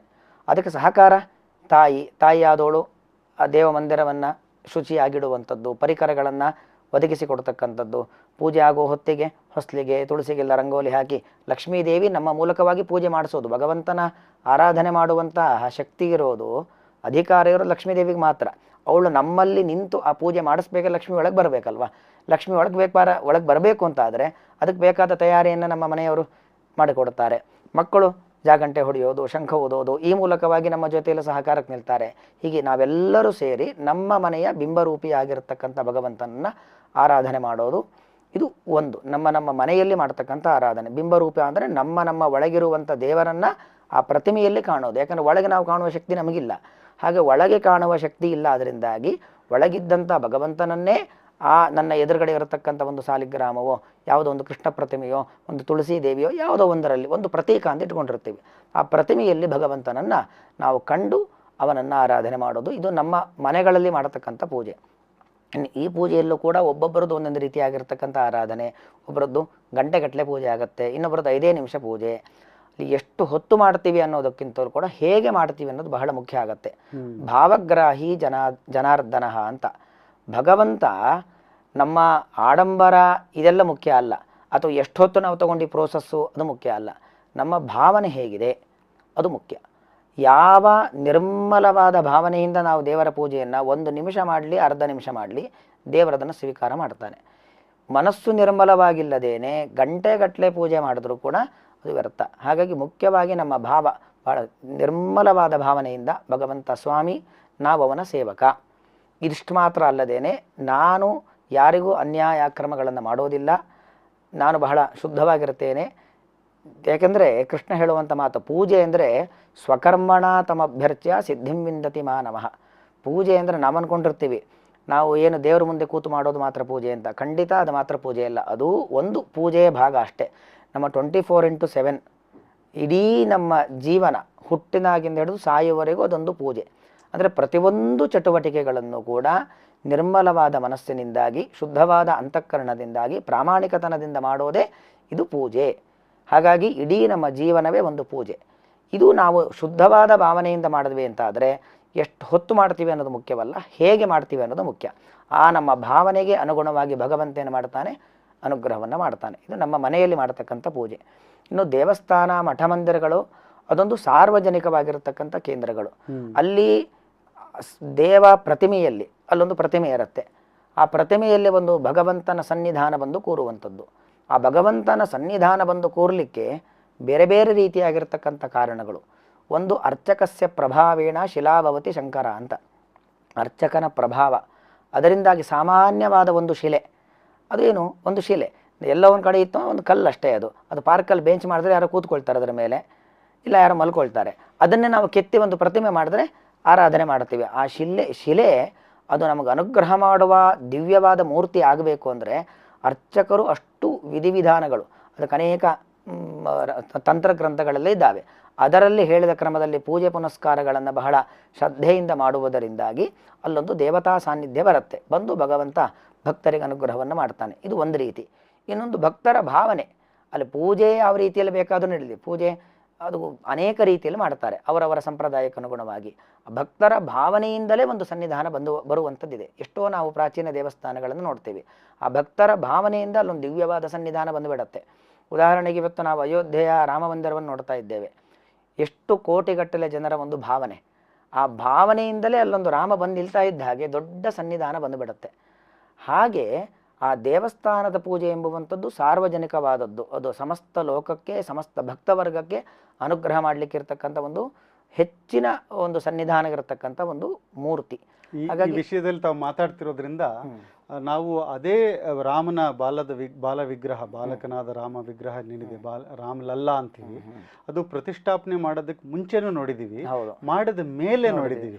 ಆ ಮುಂಚೆ ಇದ್ದ ರೂಪನೇ ಬೇರೆ, ಅಲ್ಲಿ ಪ್ರತಿಷ್ಠಾಪನೆ ಆದ್ಮೇಲೆ ಕಾಣಿಸುವಂತಹ ಆ ತೇಜಸ್ಸೇ ಬೇರೆ. ಅದೇ ಅರ್ಚಕಸ್ಯ ಪ್ರಭಾವೇಣ ಶಿಲಾಭವತಿ ಶಂಕರ ಅಂತ. ಮೊದಲು ಈ ಪ್ರತಿಮೆ ಸೆಲೆಕ್ಟ್ ಆಗಿದೆ, ಇದು ಪ್ರತಿಷ್ಠೆ ಆಗತ್ತೆ ಅಂತ ನಾವು ಪೇಪರ್ ನೋಡಿದ್ವಿ, ನಮ್ಗಷ್ಟು ಅದ್ರ ಭಾವನೆ ಕಂಡಿರಲಿಲ್ಲ. ಅದೇ ಪ್ರತಿಷ್ಠೆ ದಿವಸ ನೋಡಿದಾಗ ಆ ಕಣ್ಣು ಹೇಗೆ ಸಾಕ್ಷಾತ್ ಒಬ್ಬ ವ್ಯಕ್ತಿಯ ಕಣ್ಣಿದ್ದಾಗೆ, ವ್ಯಕ್ತಿಯಲ್ಲ ಶಕ್ತಿಯ ಕಣ್ಣಿದ್ದಾಗೆ ನಮಗೆ ಅನ್ನಿಸ್ತಾ ಇತ್ತು. ಹಾಗೆ ಅದು ಅವರ ಪ್ರಭಾವ. ದೇವಸ್ಥಾನಗಳಲ್ಲಿ ಏನು ಪೂಜೆ ನಡೆಯುತ್ತೆ ಅದು ಆಗಮಗಳ ಪ್ರಕಾರ ನಡೆಯುತ್ತೆ. ಅಲ್ಲಿ ಎಷ್ಟು ಚೆನ್ನಾಗಿ ಅಲ್ಲಿ ಪೂಜೆ ನಡೆಯುತ್ತೆ ಅನ್ನೋದ್ರ ಮೇಲೆ ಅಲ್ಲಿ ಸನ್ನಿಧಾನ ಇರುತ್ತೆ. ಜೊತೆಗೆ ಭಕ್ತರ ಭಾವನೆಗಳ ಮೇಲೆ ಅಲ್ಲಿ ಸನ್ನಿಧಾನ ಅಭಿವೃದ್ಧಿ ಆಗುತ್ತೆ. ಅದಕ್ಕೆ ಸರಿಯಾಗಿ ಅಲ್ಲಿ ಸಾಮಾಜಿಕ ಕಾರ್ಯಗಳು, ಧಾರ್ಮಿಕ ಕಾರ್ಯಗಳು, ಅನ್ನದಾನಾದಿ ಪ್ರಕ್ರಿಯೆಗಳು ಅದೆಲ್ಲ ನಡೆದಷ್ಟು ಅಲ್ಲಿ ಇನ್ನೂ ನಿತ್ಯ ಸನ್ನಿಧಾನಗಳು ಹೆಚ್ಚಾಗ್ತಾ ಹೋಗುತ್ತೆ. ಈಗ ಪೂಜೆ ಬಗ್ಗೆನೇ ಹೇಳೋದಾದ್ರೆ, ಅಂದ್ರೆ ನಾನು ಹೇಳ್ತಿರೋದು ನಾವು ಮಾಡೋ ಪೂಜೆ. ಈಗ ತಾವು ಹೇಳಿದ್ರೆ ಇಡೀ ಜೀವನನೇ ಒಂದು ಪೂಜೆ ಅಂತ, ಅದು ತುಂಬಾ ಕಷ್ಟ ನಮ್ಗೆ. ಯಾಕಂದ್ರೆ ನಾವ್ ಏನೋ ಕೆಲಸ ಮಾಡುವಾಗ ಅದು ಪೂಜೆ ಅಂತ ನಮ್ಗೆ ಅನ್ಸೋದೇ ಇಲ್ಲ. ನಮ್ಗೆ ನಮ್ಮ ಸಂಪಾದನೆಗೆ ನಾವೇನೋ ಕೆಲಸ ಮಾಡ್ತಿದ್ವಿ ಅನ್ನೋದೇ ಮನಸ್ಸಲ್ಲಿರುತ್ತೆ ಹೊರತು ಆ ಎಲ್ಲ ಕರ್ಮಗಳಲ್ಲಿ ನಾವು ಆ ಭಗವಂತನ ಅನುಸಂಧಾನ ಪೂಜೆ ತುಂಬಾ ಕಷ್ಟ. ಅದು ಸಾಮಾನ್ಯವಾಗಿ ನಾವು ನೀವು ಹೇಳ್ದಂಗೆ LKG ಲೆವೆಲ್ ಅಂದರೆ ಒಂದು ಪೂಜೆ ಅಂತಂತೂ ಮಾಡ್ತೀವಿ. ಈ ಪೂಜೆನಲ್ಲಿ ಯಾವ ಥರ ನಡೆಯುತ್ತೆ ಪೂಜೆ ಅನ್ನೋದ್ರ, ಈ ಷೋಡಶೋಪಚಾರ ಪೂಜೆ ಅಂತ ನಾವು ಹೇಳ್ತೀವಿ. ಅಥವಾ ಅದ್ರ ಬಗ್ಗೆ ಹೇಳೋದಾದರೆ ಸ್ಥೂಲವಾಗಿ ಒಂದು ಸಂಕ್ಷಿಪ್ತವಾಗಿ ಹೇಳೋದಾದರೆ ಯಾವ ಥರ ಏನೇನಾಗುತ್ತೆ ಪೂಜೆನಲ್ಲಿ? ಅದೇ ಉಪಚಾರ, ಷೋಡಶೋಪಚಾರ ಅಥವಾ ಪಂಚೋಪಚಾರ ಪೂಜೆ ಅಂತ ಹೇಳಿದ್ರೆ, ಉಪಚಾರ ಮಾಡೋದು ಅಂದ್ರೆ ಏನು? ನಮ್ಮ ಮನೆಗೊಬ್ಬರು ಅತಿಥಿಗಳು ಬರ್ತಾರೆ, ಅತಿಥಿಗಳಿಗೆ ಸತ್ಕಾರವನ್ನು ಮಾಡ್ತೀವಿ. ಯಾಕಂದ್ರೆ ನಮ್ಮ ಎಷ್ಟು ದೊಡ್ಡ ನಮ್ಮ ಸಂಸ್ಕೃತಿ ಅಂದರೆ ಆತಿಥ್ಯಂ ಹರಿಪೂಜನಂ ಅಂತ. ಒಬ್ಬರ ಅತಿಥಿಗೆ ಸತ್ಕಾರ ಮಾಡೋದೇ ದೇವರ ಪೂಜೆ ಅಂತ. ಅನೇಕ ರೀತಿಯಲ್ಲಿ ದೇವರ ಪೂಜೆ ಅಂತ ನೀವೇ ಹೇಳ್ತಿದ್ದೀರಾ. ಅನೇಕ ರೀತಿಯ ದೇವರ ಪೂಜೆಗಳಲ್ಲಿ ಆತಿಥ್ಯವೂ ಕೂಡ, ಮನೆಗೆ ಬಂದ ಅತಿಥಿಯನ್ನ ಸತ್ಕಾರ ಮಾಡೋದೇ ಒಂದು ದೇವರ ಪೂಜೆ. ಹಾಗೆ ನಾವೀ ಕರೆದದ್ದು ಒಬ್ಬ ಅತಿಥಿಯನ್ನಲ್ಲ, ನಮ್ಮೆಲ್ಲರ ತಂದೆಯನ್ನ, ಸ್ವಾಮಿಯನ್ನ ಕರೆದಿದ್ದೀವಿ. ಹಾಗಾಗಿ ಅವನಿಗೆ ಉಪಚಾರಗಳನ್ನು ಸಮರ್ಪಣೆ ಮಾಡುವಂಥದ್ದು. ಹೇಗೆ ನಾವು ನಮ್ಮ ಮನೆಗೊಬ್ಬರು ಅತಿಥಿ ಬಂದರೆ ಆಸನ ಕೊಡ್ತೀವಿ, ಅವ್ರ ಕೈಕಾಲು ತೊಳೆಯಕ್ಕೆ ನೀರು ಕೊಡ್ತೀವಿ, ಅವರಿಗೇನು ಫ್ರೆಶ್ ಆಗ್ಲಿಕ್ಕೆ ಬೇಕಾದರೆ ಸ್ನಾನಕ್ಕೆ ಏನು ಕೊಡ್ತೀವಿ. ಹಾಗೆ ಭಗವಂತನನ್ನು ನಾವು ಕರೆದಿದ್ದೀವಿ ಅಂತಾದಾಗ ನಮಗೆ ದೇವರು ಹೇಗಿರ್ತಾನೆ, ಅವನ ದಿನನಿತ್ಯದ ಚಟುವಟಿಕೆಗಳೇನು ಆಲೋಚನೆ ಮಾಡುವಷ್ಟು ನಮಗೆ ಆ ಎತ್ತರದ ಬುದ್ಧಿಶಕ್ತಿ ಇಲ್ಲ. ಅದಕ್ಕೆ ನಮ್ಮ ಒಂದು ದಿನನಿತ್ಯದ ಪ್ರಕ್ರಿಯೆಗಳೇನು ಅದೇ ರೀತಿಯಲ್ಲಿ ದೇವರಿಗೆ ಅರ್ಪಣೆ ಮಾಡಿಬಿಡ್ತೀವಿ. ಬಂದ ಕೂಡಲೇ ಆಸನ ಕೊಡ್ತೀವಿ, ಆಸನಂ ಸಮರ್ಪಯಾಮಿ, ಬನ್ನಿ ಅಂತ ಸ್ವಾಗತ ಮಾಡ್ತೀವಿ. ಕೈಕಾಲು ತೊಳೆಕೆ ಪಾದ್ಯಂ ಸಮರ್ಪಯಾಮಿ ಅಂತ ಕೊಡ್ತೀವಿ, ಕೈ ತೊಳಿಬೇಕು ಅರ್ಘ್ಯಂ ಸಮರ್ಪಯಾಮಿ ಅಂತ. ಸ್ನಾನ ಮಾಡಬೇಕು, ಸ್ನಾನಂ ಸಮರ್ಪಯಾಮಿ, ಒಳ್ಳೆ ಬಟ್ಟೆ ಹಾಕೊಳ್ಬೇಕು, ವಸ್ತ್ರ ಸಮರ್ಪಯಾಮಿ, ಅಭಿಷೇಕ ಮಾಡ್ತೀವಿ ನಾವು. ಯಾಕಂದ್ರೆ ಕುಡಿಯೋದು ಅಂತಾದ್ರೆ ಕುಡಿಲಿಕ್ಕೆ ಬೇಕಾದ ಏನೋ ಹಾಲು ಹಣ್ಣು ಕೊಡ್ಬೋದು ತಿನ್ಲಿಕ್ಕೆ. ಇದು ಭಗವಂತ ಅವನಿಗೆ ಅಭಿಷೇಕದ ರೂಪದಲ್ಲಿ ಅವನ ಪ್ರಸಾದವನ್ನು ನಾವು ತೆಗೆದುಕೊಳ್ತೇವೆ. ಅಭಿಷೇಕವನ್ನು ಮಾಡಿ ಅದು ಪಂಚಾಮೃತಾದಿ ಅಭಿಷೇಕಗಳು, ಗಂಧೋದಕ ಇತ್ಯಾದಿ ಒಳ್ಳೊಳ್ಳೆ ನೀರಿನಿಂದ ಅಭಿಷೇಕವನ್ನು ಮಾಡುವಂಥದ್ದು, ಆಭರಣಗಳನ್ನು ಭಗವಂತನಿಗೆ ಹಾಕುವಂಥದ್ದು, ಇದೇ ಷೋಡಶೋಪಚಾರವಾಗಿರ್ತಕ್ಕಂಥ ಪೂಜೆ. ಕೊನೆಗೆ ನೈವೇದ್ಯ ಮಾಡ್ತೀವಿ, ದೊಡ್ಡ ಶಕ್ತಿ ಅದರಿಂದಾಗಿ ಪ್ರದಕ್ಷಿಣೆ ಬಂದು ನಮಸ್ಕಾರ ಮಾಡ್ತೀವಿ. ಇಷ್ಟೇ ಅಲ್ಲಿ ಷೋಡಶೋಪಚಾರ ಪೂಜೆಗಳು ಅಂದರೆ ಹೀಗೆ ನಾವು ನಮಗೆ ಏನು ಮಾಡ್ಕೊಳ್ತೀವೋ ಅದನ್ನು ನಮ್ಮ ಬಿಂಬವಾಗಿರ್ತಕ್ಕಂಥ ಪರಮಾತ್ಮನಿಗೆ ಮಾಡಿ ಅವನ ಪ್ರಸಾದದ ನಂತರ ನಾವು ಅದನ್ನೆಲ್ಲ ಸ್ವೀಕಾರ ಮಾಡುವಂಥದ್ದು. ಸೊ ಈ ಒಂದು ಪ್ರಕ್ರಿಯೆ ನಾವು ಏನು ಮಾಡ್ತೀವಿ ಅದರಲ್ಲಿ ನಮಗೇನು ಅದರಿಂದ ಪ್ರಯೋಜನ ಅಂತ ಅಂದರೆ, ಒಂದು ಪೂಜೆ ಅಂತೂ ಮಾಡ್ತೀವಿ ನಾವು, ಕೆಲವು ಸರಿ ನಮಗೆ ಪೂರ್ತಿ ಅನುಸಂಧಾನ ಇರುತ್ತೆ, ಬಟ್ ಏನಾಗುತ್ತೆ ಕೆಲವು ಸರಿ ಮೆಕ್ಯಾನಿಕಲ್ಲು ಆಗಿಬಿಡುತ್ತೆ. ಸೊ ಸುಮ್ಮನೆ ಹಿಂಗೆ ಒಂದು ಮಂಗಳಾರತಿ ಮಾಡ್ತೀವಿ, ಒಂದು ನೈವೇದ್ಯ ಇಡ್ತೀವಿ, ಒಂದು ಮಂತ್ರಗಳು ಹೇಳ್ತೀವಿ. ಈ ಮಂತ್ರಗಳ ಕನೆಕ್ಷನ್ ಏನು ಅಂತ, ಈಗ ನಾನು ಸಂಸ್ಕೃತದೇ ಮಂತ್ರ ಹೇಳಬೇಕಾ, ಇಲ್ಲ ಸುಮ್ಮನೆ ನಾನು ಹಾಗೆ ನೋಡಪ್ಪ ಇಟ್ಟಿದ್ದೀನಿ ನಿನಗೆ ಇದನ್ನು ಸ್ವೀಕಾರ ಮಾಡು, ನೋಡು ನಿನಗೆ ಅಭಿಷೇಕ ಮಾಡ್ತಾ ಇದ್ದೀನಿ ಮಾಡು, ಅದರ ಹಿಂದೆ ಮಂತ್ರಗಳು ವೇದ ಮಂತ್ರಗಳೆಲ್ಲ ಹೋಗ್ಸಲ್ಲ, ಇದರದ್ದು ಕಾಂಬಿನೇಷನ್ ಜಾಗಟೆ ಹೊಡಿತೀವಿ, ಇದೆಲ್ಲ ಯಾಕೆ ಮಾಡ್ತೀವಿ, ಅಗರಬತ್ತಿ ಧೂಪ ಎಲ್ಲ ಕೊಡ್ತೀವಿ, ಇದರ ಈ ವಸ್ತುಗಳ ವಿಷಯ ಏನು ಅಂತ ಇದರಲ್ಲಿ? ಒಂದು ನಾವು ಈ ಪೂಜೆ ಹೋಮ ಇತ್ಯಾದಿಗಳೇನೇ ಮಾಡೋದಿದ್ರು ಆ ಸ್ಥಳದಲ್ಲಿರುವಂಥ ದುಷ್ಟಶಕ್ತಿಗಳೆಲ್ಲ ನೆಗೆಟಿವ್ ಎನರ್ಜಿ ಅಂತ ಏನು ಹೇಳ್ತೀವಿ ಅದು ದೂರ ಆಗಬೇಕು. ಅದಕ್ಕೋಸ್ಕರ ನಾವು ಮೊದಲು ಘಂಟಾನಾದವನ್ನು ಮಾಡ್ತೀವಿ. ಆಗಮಾರ್ತಂತು ದೇವಾನಾಂ ಗಮನಾರ್ಥಂತು ರಕ್ಷಸಾಂ. ಇನ್ನು ನಾವು ಹೀಗೆ ಘಂಟಾನಾದದ ಮೂಲಕವಾಗಿ ಆ ಜಾಗವನ್ನು, ಅಲ್ಲಿರ್ತಕ್ಕಂತಹ ಸಾತ್ವಿಕ ಕಂಪನವನ್ನು ಕೇಂದ್ರೀಕರಿಸಿ ಕೆಟ್ಟದ್ದನ್ನೆಲ್ಲ ದೂರ ಓಡಿಸುವಂಥದ್ದು. ಅದಾದಮೇಲೆ ದೇವರಿಗೆ ನಾವು ಅಭಿಷೇಕ ಇತ್ಯಾದಿಗಳನ್ನೆಲ್ಲವೂ ಮಾಡ್ತೀವಿ. ಅನೇಕ ಪರಿಕರಗಳನ್ನೆಲ್ಲ ಹೊಂದಿಸಿಕೊಂಡು ದೇವತಾ ಆರಾಧನೆಯನ್ನು ಮಾಡ್ತೀವಿ. ಒಂದು ನಾವು ಅರ್ಥ ಮಾಡ್ಕೊಳ್ಬೇಕಾದದ್ದು, ದೇವರ ಪೂಜೆ ದೇವರಿಗೋಸ್ಕರ ಅಲ್ಲ, ಅದು ನಮಗೋಸ್ಕರ. ಈ ಉದಾಹರಣೆಗೆ ನಾವು ಲೌಕಿಕ ದೃಷ್ಟಾಂತವನ್ನೇ ನೋಡೋದಾದರೆ, ಮೇಘಮಂಡಲ ಕೆಳಗಿದ್ದ ನೀರನ್ನೆಲ್ಲ ಎಳ್ಕೊಳ್ಳುತ್ತೆ. ಅದು ಸಮುದ್ರದ ಉಪ್ಪು ನೀರು ಇರುತ್ತೆ, ಮೋರಿಯ ಗಲೀಜು ನೀರು ಇರುತ್ತೆ, ನದಿಯ ಸಿಹಿ ನೀರು ಇರುತ್ತೆ. ಎಲ್ಲ ನೀರನ್ನು ಆ ಸೂರ್ಯನ ಕಿರಣಗಳ ಮೂಲಕವಾಗಿ ತನ್ನಲ್ಲಿ ತಂದು ತುಂಬಿಟ್ಕೊಳ್ಳುತ್ತೆ. ಅದು ತಾನೇ ಇಟ್ಕೊಂಡಿರೋದಿಲ್ಲ. ಒಂದ್ಸರಿ ತುಂಬಿಸಿ ಏನು ಮಾಡುತ್ತೆ, ಅದನ್ನು ಪೂರ್ತಿ ಕ್ಲೀನ್ ಮಾಡಿ ನಮಗದು ವಾಪಸ್ ಕೊಡುತ್ತೆ, ಇನ್ನೂ ಜಾಸ್ತಿ ಕೊಡುತ್ತೆ. ಹಾಗೆ ನಾವು ದೇವರಿಗೆ ಎಷ್ಟೆಷ್ಟು ನಾವು ಉಪಚಾರಗಳನ್ನು ಸಮರ್ಪಣೆ ಮಾಡ್ತೀವೋ ಭಗವಂತ ನಮಗದನ್ನು ಅನಂತ ಮಾಡಿ ಕೊಡ್ತಾನೆ. ನಾವು ದೇವರ ಹೆಸರಲ್ಲಿ ಏನೋ ಒಂದು ದಾನ ಮಾಡಬಹುದು, ಅಥವಾ ಏನೋ ನಮ್ಮಲ್ಲಿದ್ದಂಥ ಹಣ್ಣು ಕೊಡೋದಿರ್ಬೋದು, ವಸ್ತುಗಳನ್ನು ಕೊಡೋದಿರ್ಬೋದು, ಬಟ್ಟೆ ಕೊಡೋದಿರ್ಬೋದು, ಒಂದು ಬಾವಿ ತೋಡಿಸಿ 4 ಜನಕ್ಕೆ ನೀರು ವ್ಯವಸ್ಥೆ ಮಾಡೋದಿರ್ಬೋದು, ಈ ಥರದ್ದೆಲ್ಲ ಮಾಡ್ತೀವಿ. ಇದನ್ನೆಲ್ಲ ಮಾಡೋದರಿಂದ ಅದು ದೇವರ ಹೊಟ್ಟೆ ತುಂಬೋದಿಲ್ಲ, ಅಥವಾ ದೇವರ ನಿತ್ಯ ತೃಪ್ತ, ಅವನಿಗೇನು ಬೇಕಾಗಿಲ್ಲ. ನಮಗೋಸ್ಕರವಾಗಿ ನಮಗದಿನ್ನು ಅನಂತವಾಗಿ ಬರುತ್ತೆ. ಅಂದರೆ ದೇವರು ನಮ್ಮ ಕೈಯಲ್ಲಿ ಏನೋ ಕೊಟ್ಟಿದ್ದಾನೆ ಅಂತ ಹೇಳಿದ್ರೆ ಅದು ಕೊಡೋದರ ಉದ್ದೇಶವೇ ಅದನ್ನು ಸದ್ವಿನಿಯೋಗ ಮಾಡು ಅಂತ. ಉದಾಹರಣೆಗೆ ಒಂದು ಮನೆಯಲ್ಲಿ 4-6 ಜನ ಮಕ್ಕಳಿದ್ದಾರೆ. ತಂದೆ ತಾಯಿಯಂದರು ಹೊರಗಡೆಯಿಂದ ಬರುವಾಗ ಹಣ್ಣು ತಿಂಡಿಯನ್ನು ತಂದು ಕೊಡ್ತಾರೆ. ಯಾರೋ ಒಬ್ಬನ ಕೈಯಲ್ಲಿ ಕೊಡ್ತಾರೆ, ಯಾರು ಜವಾಬ್ದಾರಿ ಇರೋನು ಅವ್ನ ಕೈಯಲ್ಲಿ ಕೊಡ್ತಾರೆ. ಉದ್ದೇಶ ಏನೋ ನೀನು ಒಬ್ಬನೇ ತಿನ್ನು ಅಂತಲ್ಲ, ಅದನ್ನು ಹಂಚಿ ಎಲ್ಲರಿಗೂ ಕೂಡ ನೀನು ಕೊಟ್ಟು ಸರಿಯಾಗಿ ತಿನ್ನು ಅಂತ ಉದ್ದೇಶ. ಅವನು ಸರಿಯಾಗಿ ಹಂಚಿಲ್ಲ, ಮೋಸ ಮಾಡಿ ಅವನೊಬ್ಬನೇ ತಿಂದುಬಿಟ್ಟ ಅಂತ ಆದರೆ, ಅಥವಾ ಅವನೂ ತಿನ್ನಲಿಲ್ಲ ಬೇರೆಯವ್ರಿಗೂ ಕೊಟ್ಟಿಲ್ಲ, ಹಾಳು ಮಾಡ್ದ ಅಂತ ಆದರೆ ಇನ್ನೊಂದು ಸರಿ ಅವನಿಗೆ ಆ ಚಾನ್ಸ್ ಕೊಡೋದಿಲ್ಲ, ಬೇರೆ ಮಗು ಕೈಯಲ್ಲಿ ಕೊಡ್ತಾರೆ ತಂದೆ ತಾಯಿ. ದೇವರು ಕೂಡ ಹಾಗೆ ನಮಗಿವತ್ತು ಒಂದಷ್ಟು ಸಂಪತ್ತನ್ನು ಕೊಟ್ಟಿದ್ದಾನೆ ಅಥವಾ ಅನುಕೂಲತೆಗಳನ್ನು ಕೊಟ್ಟಿದ್ದಾನೆ ಅಂದರೆ ಅದೆಲ್ಲವೂ ಕೂಡ ನಿಮಗೊಬ್ಬರಿಗೋಸ್ಕರ ಅಂತಲ್ಲ. ದೇವ ಪೂಜೆಯ ಹೆಸರಿನಲ್ಲಿ ದಾನ ಧರ್ಮ ಈ ಹೆಸರಿನ ಮೂಲಕವಾಗಿ ಅದು ವಿನಿಯೋಗ ಮಾಡಿಲ್ಲ ಅಂತ ಆದರೆ ಅದೆಲ್ಲವನ್ನು ಕೂಡ ಭಗವಂತ ಕಸಿದುಕೊಂಡು ಬಿಡುತ್ತಾನೆ. ದಾನಂ ಭೋಗ ನಾಶಃ. ನಮ್ಮಲ್ಲಿರುವಂಥ ಸಂಪತ್ತೇನಿದೆ 3 ಥರ, ಒಂದು ದಾನ, ಇನ್ನೊಂದು ಭೋಗ, ಎರಡೂ ಮಾಡಿಲ್ವಾ ಅದು ನಾಶ ಆಗಿಬಿಡತ್ತೆ. ಹೀಗೆ ಪೂಜೆಯ ಹೆಸರಿನಲ್ಲಿ ದೇವರಿಗೆ ನಾವು ಅರ್ಪಣೆಗಳನ್ನು ಮಾಡಿ ಅರ್ಪಿತವಾದಂತಹ ಪ್ರಸಾದಗಳನ್ನು ಅಥವಾ ವಸ್ತು ವಾಹನಾದಿಗಳನ್ನು ನಾವು ಅನುಭವಿಸೋದು, ಮತ್ತೊಬ್ಬರಿಗೂ ಕೊಡುವಂಥದ್ದು. ಇದು ಇದರ ಹಿನ್ನೆಲೆಯಲ್ಲಿ ಇರತಕ್ಕಂಥ ಒಂದು ಸಾಮಾಜಿಕವಾದ ದೃಷ್ಟಿ. ಈ ಸಾಮಾನ್ಯವಾಗಿ ನಾವು ಪೂಜೆ ಮಾಡಿದ್ರೆ ಒಂದು ತಾವೇ ಮೊದಲೇ ಹೇಳಿದ್ರೆ ಒಂದು ರಂಗೋಲಿ ಹಾಕ್ತಾರೆ ಹೆಣ್ಮಕ್ಳು ಬಂದು, ಅಲ್ಲೊಂದು ಕಳಶ ಇಡ್ತೀವಿ, ನೀರೆಲ್ಲ ಬರುತ್ತೆ. ಇಲ್ಲೇನಾದರೂ ಈ ಪಂಚಭೂತಗಳ ಒಂದು ಕಾಂಬಿನೇಷನ್ ಎಲ್ಲದರಲ್ಲೂ ನಾವು ಭಗವಂತನ ಪೂಜೆ ಮಾಡೋ ಥರದ್ದು ಏನಾದರೂ ಬರುತ್ತಾ? ಇದು ಈ ಸಿಗ್ನಿಫಿಕೆನ್ಸ್ ಏನು ಅಂತ, ಯಾಕಂದ್ರೆ ಮಂತ್ರಗಳ ಸಿಗ್ನಿಫಿಕೆನ್ಸ್ ಏನು ಅಂತ ಎರಡು ವಿಷಯ. ಒಂದು ಈ ರಂಗೋಲಿನಲ್ಲಿ, ಯಾಕಂದ್ರೆ ಮಂಡಲದಲ್ಲಿ ಒಂದು ಪೂಜೆ ಮಾಡ್ತೀವಿ, ಅದ್ರ ಮೇಲೂ ರಂಗೋಲಿಗಿಟ್ಟು ಅಲ್ಲೂ ಆವಾಹನೆ ಮಾಡಿ, ಯಾಕಂದ್ರೆ ನಾವೇನಾದ್ರೂ ಮನೆಯಲ್ಲಿ ಒಂದು ಹೋಮ ಹವನ ಮಾಡಿಸಿದ್ರೆ ಅಗ್ನಿನಲ್ಲೂ ಮಾಡ್ತಾರೆ, ಇಲ್ಲೂ ಮಾಡ್ತಾರೆ, ಪ್ರತಿಮೆನೂ ಇಡ್ತಾರೆ, ರಂಗೋಲಿಗೂ ಮಂತ್ರಾಕ್ಷತೆ ಹಾಕಿ ಅಂತಾರೆ. ಅಂದ್ರೆ ರಂಗೋಲಿಗೆ ಯಾಕೆ ಮಂತ್ರಾಕ್ಷತೆ ಹಾಕ್ತಿದ್ವಿ? ಅದಿರೋದು ಅಲಂಕಾರಕ್ಕೆ ಅಂತ. ನಮ್ಗೇನಂದ್ರೆ ರಂಗೋಲಿ ಅಂದ್ರೆ ಅದೊಂದು ಅಲಂಕಾರ ಅಂತ. ಬಟ್ ಹಾಗಾಗಿ ಇದೆಲ್ಲ ಈ ಪೂಜೆನಲ್ಲಿ ಪಾರ್ಟ್ ಹೇಗಾಗುತ್ತೆ ಅಂತ. ಈ ರಂಗೋಲಿಯನ್ನು ಹಾಕಿ ಅದು ಮಂಡಲ ಅಂತ, ಬರೀ ರಂಗೋಲಿ ನೋಡ್ಲಿಕ್ಕೆ ಚಂದ ಕಾಣ್ಲಿಕ್ಕೆ ಅಂತಲ್ಲ. ಮಂಡಲ ಅನ್ನೋದು ದೇವಾರಾಧನಾ ಮಂಡಲಂ ಅಂತ, ದೇವತೆಗಳ ಆರಾಧನೆ ಮಾಡ್ಲಿಕ್ಕಿರುವಂತ ಒಂದು ಸ್ಥಾನ. ದೇವತೆಗಳ ಆರಾಧನೆ ಅನೇಕ, ಯಾಕೆ ಭಗವಂತ ಮತ್ತು ಲಕ್ಷ್ಮೀದೇವಿ ಬಂದರು ಅಂದರೆ ಅವರ ದೊಡ್ಡ ಪರಿವಾರ, ಎಲ್ಲ ದೇವತೆಗಳು ಜೊತೆಲಿ ಬರ್ತಾರೆ. ಈಗ ನಾವೊಬ್ಬ ರಾಜನನ್ನ ಒಂದು ಇನ್ವೈಟ್ ಮಾಡಿದ್ರೆ ರಾಜ ಮಾತ್ರ ಬರೋ ಕ್ರಮನೇ ಇಲ್ಲ, ಎಲ್ಲ ಪರಿವಾರವನ್ನು ಕರ್ಕೊಂಡು ಬರ್ತಾನೆ. ಹಾಗೆ ಆ ಲಕ್ಷ್ಮೀನಾರಾಯಣ ದೇವರನ್ನು ನಾವು ಕರೆದಿದ್ದೇವೆ ಅಂದರೆ ಅವರ ಜೊತೆಯಲ್ಲಿ ಎಲ್ಲರೂ ಹಿಂಬಾಲಿಸಿಕೊಂಡು ಬರ್ತಾರೆ. ಅವರು ಬಂದು ಅಲ್ಲಿ ಸನ್ನಿಹಿತರಾಗಲಿಕ್ಕೆ ಇರತಕ್ಕಂಥ ಒಂದು ಜಾಗ. ಹಾಗಾಗಿ ಮಂಡಲದಲ್ಲೂ ಆ ಭಗವಂತನ ಆರಾಧನೆ. ಮತ್ತು ಆ ಮಂಡಲ ಅಥವಾ ರಂಗೋಲಿ ಅನ್ನೋದೇನಿದೆ ಅದು ಲಕ್ಷ್ಮೀದೇವಿಯ ಒಂದು ಸನ್ನಿಧಾನ. ಆ ಪೂಜೆ ಮಾಡೋದೇನಿದೆ ಅದು ಸಾಕ್ಷಾತ್ ಲಕ್ಷ್ಮಿಯೇ ನಮ್ಮಲ್ಲಿ ಇದ್ದು ಮಾಡುವಂಥದ್ದು. ಅದಕ್ಕೋಸ್ಕರವಾಗಿ ಆ ರಂಗೋಲಿ ಇರಬೇಕು, ಶಂಖ ಇರಬೇಕು, ಕಲಶ ಇರಬೇಕು. ಮತ್ತೊಂದು ಪೂಜೆ ಅಂದರೆ ಅದು ಪಂಚಭೂತಗಳ ಆರಾಧನೆ. ಯಾಕಂದರೆ ನಾವಿರೋದು ಈ ಪಾಂಚಭೌತಿಕವಾದ ಜಗತ್ತಿನಲ್ಲಿ. ಈ ದೇಹವು ಪಂಚಭೂತಗಳಿಂದ ನಿರ್ಮಾಣವಾದದ್ದು. ದೇಹದಲ್ಲೂ ಪಂಚಭೂತಗಳಿದ್ದಾವೆ. ಈ ನಮ್ಮ ಕಣ್ಣಿಗೆ ಕಾಣುವಂಥ ದೇಹ ಅಂತೇನಿದೆ ಅದು ಪೃಥ್ವಿ ಭಾಗ. ನಮ್ಮ ನಾಲಿಗೆಯಲ್ಲಿ ಇರತಕ್ಕಂಥ ರಸ ಅದು ಜಲದ ಭಾಗ.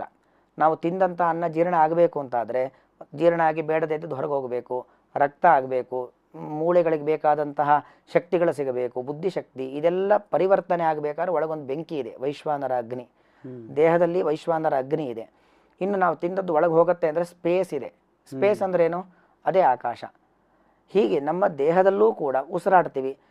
ಪ್ರಾಣ ಅಪಾನ ವ್ಯಾನ ಉದಾನ ಸಮಾನ ಹೃದಯ ಪ್ರಾಣ ಗುದೇ ಅಪಾನ ಸಮಾನೋ ನಾಭಿ ಸಂಸ್ಥಿತ. ವಾಯುದೇವರು ನಮ್ಮ ದೇಹದ ಆಯಾಯ ಭಾಗಗಳಲ್ಲಿದ್ದು ಎಲ್ಲ ಪ್ರಕ್ರಿಯೆಗಳನ್ನು ನಡೆಸ್ತಾರೆ. ದೇಹದಲ್ಲೂ ಪಂಚಭೂತಗಳಿದ್ದಾವೆ. ಆ ದೇಹದಲ್ಲಿ ಇರತಕ್ಕಂಥ ಪಂಚಭೂತ, ವಾತಾವರಣವೂ ಕೂಡ ಪಂಚಭೂತಗಳಂದು. ಇದು ಬಿಟ್ಟು ಬೇರೆ ಏನೂ ಇಲ್ಲ. ಜಗತ್ತಲ್ಲಿರೋದೇ ಪಂಚಭೂತಗಳು. ಯಾವುದೇ ತೆಗೆದುಕೊಂಡರೂ ಕೂಡ ಈ 5 ಭೂತಗಳ ಸಮ್ಮಿಲನ ಆಗಿರುತ್ತಷ್ಟೆ. ಹಾಗಾಗಿ ಅದಕ್ಕೆ ನಾವು ಕೃತಜ್ಞತಾ ಸಮರ್ಪಣೆ ಮಾಡ್ತಕ್ಕಂಥ ದೃಷ್ಟಿಯಿಂದ ಕಲಶದಲ್ಲಿ ವರುಣ, ಜಲದ ಪೂಜೆ ಆಗತ್ತೆ. ಮಂತ್ರ ಹೇಳ್ತೀವಿ. ಮಂತ್ರ ಹೇಳಬೇಕು ಅಂತ ಆದರೆ ಮನನಾಥ ತ್ರಾಯತೆ ಇತಿ ಮಂತ್ರ.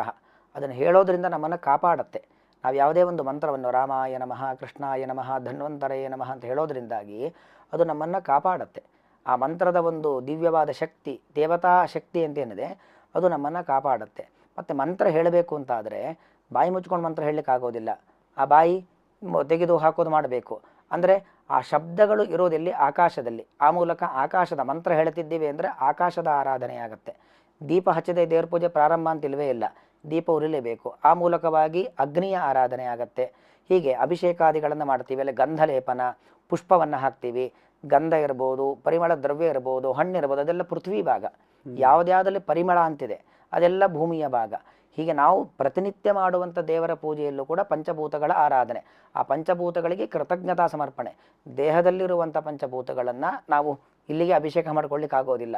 ಅದಕ್ಕೆ ಇಲ್ಲಿರುವಂಥ ಪಂಚಭೂತಗಳು, ವಾತಾವರಣದಲ್ಲಿರ್ತಕ್ಕಂಥ ಪಂಚಭೂತಗಳು, ಅವುಗಳ ಒಳಗಡೆ ಇರ್ತಕ್ಕಂಥ ದೇವತಾ ಶಕ್ತಿಗಳನ್ನು ನಾವು ಮಾಡುವಂಥ ಪೂಜೆಯಲ್ಲಿ ಕಂಡು ಆರಾಧನೆ ಮಾಡೋದ್ರಿಂದ ಈ ದೇಹ ಚೆನ್ನಾಗಿರುತ್ತೆ. ಈ ದೇಹಕ್ಕೆ ಬೇಕಾದದ್ದು ವಾತಾವರಣದಿಂದ ನಮಗೆ ಸಿಗುತ್ತೆ. ತುಂಬ ಅದ್ಭುತವಾಗಿ ತಿಳಿಸ್ಕೊಟ್ರಿ. ಅದೊಂದು ಕನೆಕ್ಷನ್ ಆಯ್ತು ಇವಾಗ ನಮ್ಮ ದೇಹದಲ್ಲಿರೋದಕ್ಕೂ ಎನ್ವೈರನ್ಮೆಂಟಲ್ಲಿರೋದಕ್ಕೂ ಮತ್ತು ಆ ಪೂಜೆಯ ಪ್ರಕ್ರಿಯೆಯಲ್ಲಿ ಇದೆರಡೂ ಸೇರಿಕೊಂಡು ನಾವು ಆ ಒಂದು ಧನ್ಯತಾ ಭಾವವನ್ನು ನಾವು ಹೊಂದುತ್ತೀವಿ. ಅದನ್ನು ಪ್ರಸಾದವಾಗಿ ಕೂಡ ಸ್ವೀಕಾರ ಮಾಡ್ತೀವಿ ಅಂತ. ಈಗ ಪೂಜೆ ಮಾಡದೇ ಇದ್ರೆ ಏನಾಗುತ್ತೆ ಅಂತಂದರೆ, ನಾವು ಸಾಮಾನ್ಯವಾಗಿ ಏನು ನೋಡಿದ್ರೆ ಮಾಡಿದ್ರೆ ಫಲ, ಮಾಡದೇ ಇದ್ರೆ ಏನಾದರೂ ಕೆಟ್ಟದಾಗುತ್ತಾ? ಈ ಕೆಲವ್ರಿಗೆ ಪೂಜೆ ಮಾಡಿದ್ರೆ ತುಂಬ ಚೆನ್ನಾಗಿರೋರು ಬೇಕಾದಷ್ಟು ನೋಡ್ತೀವಿ. ಇನ್ನು ಕೆಲವರು ಪೂಜೆ ಮಾಡಿಯೂ ತುಂಬ ಕಷ್ಟಪಡೋದನ್ನು ನೋಡ್ತೀವಿ. ಅಲ್ಲಿ ಕೊನೆಗೆ ಎರಡು ನೋಡಿ ಯಂಗ್ ಜನ್ರೇಷನ್ಗೆ ಏನಾಗುತ್ತೆ, ಪೂಜೆ ಮಾಡೋದ್ರಿಂದ ಏನು ನಮಗೇನು ಒಳ್ಳೇದಾಗೋಲ್ಲ, ಮಾಡದೇ ಇರೋದೇ ಒಳ್ಳೇದು, ಅವ್ರು ಚೆನ್ನಾಗಿಲ್ವಾ ಅವರು ಅಂತ ಅವರು ನೋಡಿ. ಎಷ್ಟೊಂದು ಜನ ಪೂಜೆ ಮಾಡೋದಿಲ್ಲ. ಬೇರೆಯವರು ಇದ್ದಾರೆ, ಹಿಂದೂ ಧರ್ಮ ಬಿಟ್ಟು ಬೇಕಾದಷ್ಟು ದೇವ್ರಂದ್ರೆ ಗೊತ್ತಿಲ್ಲ, ದೇವರೇ ಇಲ್ಲ ಅನ್ನೋರು ಇದ್ದಾರೆ. ನಾವು ಸುಮ್ಮನೆ ಹೆದರ್ಕೊಂಡು ಪೂಜೆ ಪುನಸ್ಕಾರ ದುಡ್ಡು ಖರ್ಚು ಮಾಡ್ತೀವಿ, ಟೈಮ್ ವೇಸ್ಟ್ ಮಾಡ್ತೀವಿ ಅಂತೆಲ್ಲ ವಾದ ಮಾಡೋರು ಇದ್ದಾರೆ. ಇವತ್ತು ನಾವು ಚೆನ್ನಾಗಿರ್ಲಿಕ್ಕೆ ಅದು ಬರೀ ನಮ್ಮ ಈ ಜನ್ಮದ ಕಾರಣ ಅಲ್ಲ, ಅದು ಅನೇಕ ಜನ್ಮಾಂತರದಿರುತ್ತೆ. ಈ ಜನ್ಮದಲ್ಲಿ ಪೂರ್ತಿ ನಾಸ್ತಿಕರಾಗಿದ್ದುಕೊಂಡು ದೇವರನ್ನು, ಹಿರಿಯರನ್ನು, ಗುರುಗಳನ್ನೆಲ್ಲ ತಿರಸ್ಕಾರ ಮಾಡಿ ಧಿಕ್ಕಾರ ಹಾಕಿ ಚೆನ್ನಾಗಿರಬಹುದು. ಆದರೆ ಅದು ಎಲ್ಲ ತಾತ್ಕಾಲಿಕ ಅಷ್ಟೇ. ಅದು ಯಾವತ್ತೂ ಕೂಡ ನಮಗೆ ಅದು ದೋಸೆ ತಿರು ಹಾಕೋದು ಅಂತಾರಲ್ಲ, ಹಾಗೆ ಮಾಡಿದ್ದುಣ್ಣೋ ಮಹಾರಾಯ, ಅವರವ್ರದ್ದವರು ಅನುಭವಿಸ್ಲೇಬೇಕಾಗತ್ತೆ. ಇಲ್ಲಿ ಪೂಜೆ ಅನ್ನೋದು ಒಂದು ನಾವು ಭಗವಂತನಿಗೆ ಸಮರ್ಪಣೆ ಮಾಡೋ ಕೃತಜ್ಞತಾ ಸಮರ್ಪಣೆ. ಯಾರೇ ಒಬ್ಬರು ಉಪಕಾರ ಮಾಡಲಿ ಅವ್ರಿಗೆ ನಾವು ಪ್ರತ್ಯುಪಕಾರ ಮಾಡಬೇಕು. ದೇವರಿಗೇನು ಪ್ರತ್ಯುಪಕಾರ ಮಾಡಲಿಕ್ಕಾಗತ್ತೆ? ಎಲ್ಲವೂ ದೇವರದ್ದೇ. ಕಡೆಯ ಪಕ್ಷ ನಾವು ದೇವರ ನಾಮಸ್ಮರಣೆ ಮಾಡೋದು, ಭಜನೆ ಮಾಡುವಂಥದ್ದು, ನಿರಂತರವಾಗಿ ಕೂತು ದೇವರ ಸ್ಮರಣೆ ಮಾಡುವಂಥದ್ದು, ಒಂದು ಒಳ್ಳೆಯ ಸಾಮಾಜಿಕವಾದ ಕೆಲಸವನ್ನು ಮಾಡುವಂಥದ್ದು. ಪೂಜೆ ಅಂದರೆ ಬರೀ ನಾವು ಕೂತು ದೇವರಿಗೆ ಹೂ ಹಾಕೋದು, ಊದುಬತ್ತಿ ಹಚ್ಚೋದು ಮಾತ್ರ ಅಲ್ಲ. ದೇವರ ಹೆಸರಲ್ಲಿ 4 ಜನರಿಗೆ ಉಪಕಾರ ಮಾಡಿದ್ರೆ ಅದೇ ದೊಡ್ಡ ಪೂಜೆ ಆಗುತ್ತೆ.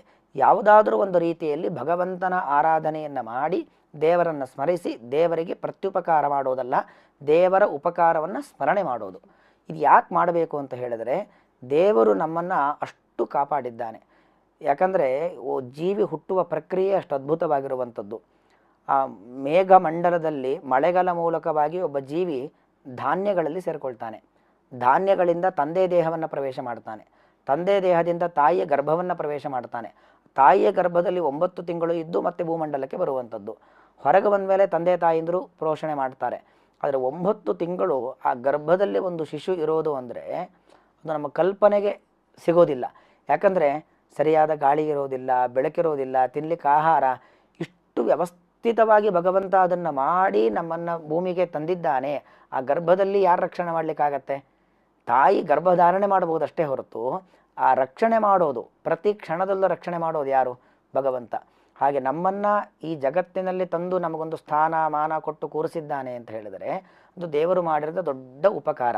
ಯಾಕಂದ್ರೆ ನಮಗೆ ಒಮ್ಮೆ ನಾವು ಜಗತ್ತನ್ನು ನೋಡಿದಾಗ ಅಂಗವಿಕಲರು, ಏನೇನೋ ಸಮಸ್ಯೆಗಳು, ಎಷ್ಟು ಸಮಸ್ಯೆಗಳು ಇರತಕ್ಕಂಥ ವ್ಯಕ್ತಿಗಳನ್ನು ನೋಡ್ತೀವಿ. ಆ ಥರ ಯಾವುದು ನಾವಿವತ್ತಿಲ್ಲ ಅಂದರೆ ದೇವರು ನಮಗಷ್ಟು ದೊಡ್ಡ ಸೌಭಾಗ್ಯವನ್ನು ಕೊಟ್ಟಿದ್ದಾನೆ.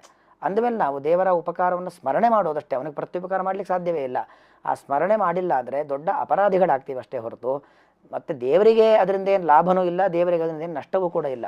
ಹಾಗಾಗಿ ನಾವು ನಮ್ಮ ಕರ್ತವ್ಯದ ದೃಷ್ಟಿಯಿಂದಾಗಿ ದೇವರಿಗೆ ಪೂಜೆಯನ್ನು ಮಾಡಬೇಕಾದದ್ದು ಅತ್ಯಂತ ಅನಿವಾರ್ಯವಾದದ್ದು. ಅದು ಮಾಡೋದೇ ಇಲ್ಲ ಅಂತ ಹೇಳಿದ್ರೆ ಅದು ಅವರವರು ಮಾಡಿದ ಕರ್ಮಕ್ಕನುಗುಣವಾಗಿ ಇವತ್ತು ದೇವರು ಚೆನ್ನಾಗಿಟ್ಟಿದ್ದಾನೆ. ಏನೋ ನಮ್ಮ ತಂದೆ ತಾಯಿಯಿಂದರು ಹಿರಿಯರು ಮಾಡಿರ್ತಕ್ಕಂಥ ಪುಣ್ಯದಿಂದ ನಾಳೆ ನಾವು ಹೀಗೆ ಇರ್ತೀವಿ ಅಂತ ಹೇಳಲಿಕ್ಕೆ ಬರೋದಿಲ್ಲ.